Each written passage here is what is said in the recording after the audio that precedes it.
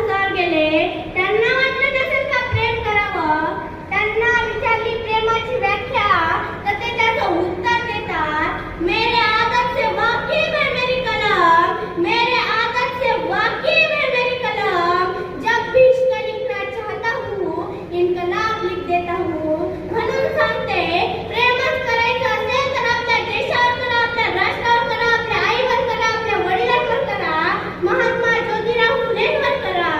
परिवर्तन आपल्या भाषणाने कीर्तनाने होणार नाही, त्यासाठी मेहनत घ्यावी लागेल. नाही मी गरीब आहे, मी करू शकत नाही. अरे गरिबी ही चालून आलेली संधी आहे. श्रीमंत होण्यासाठी आपण माणूस म्हणून जन्माला आलो, आपण काहीही करू शकतो. आता आई वडिलांच्या लाडानं लेकरं वाया जात आहे. आज आईच म्हणते पोराला, बाळा तू एसटीत पुढे बसू नको, तुला काही